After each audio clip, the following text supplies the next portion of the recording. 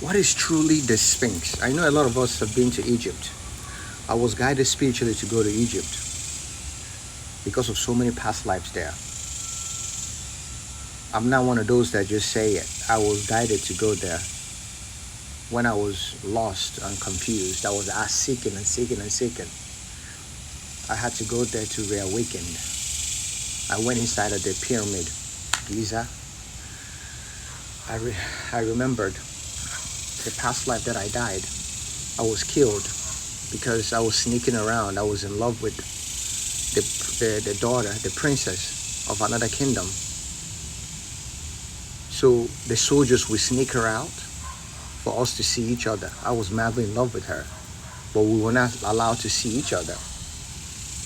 So I was killed by her father's men. So in this past life regression that I had, I went through. I usually use Metatron, by the way.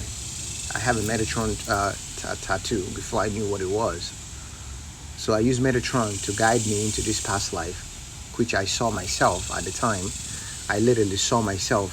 I was watching this whole movie. I was laying in the pyramid. My girl was crying. My father was there, the pharaoh, with my mother.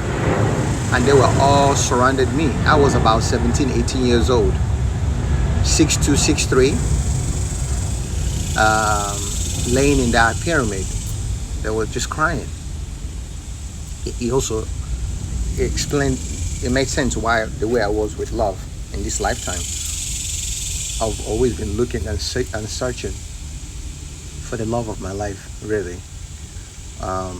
So anyways, so I saw that. I had to let go of that karma.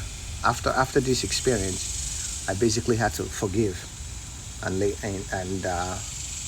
release that trauma. Once I came out of that past life regression meditation that Metatron guided me to. This is when I saw one of the many lifetimes I had in Egypt. This is the reason why I have always understood the pyramids. I have always understood the knowledge of the past. It has always made sense to me. I understood Ankh. I understood all these things. So when I visited when I went to Egypt, I went during Ramadan. I was told to go during Ramadan because it was a very powerful time going during Ramadan because the sun rises and sets. Everybody go out in the street and eat together. There's this family and unity.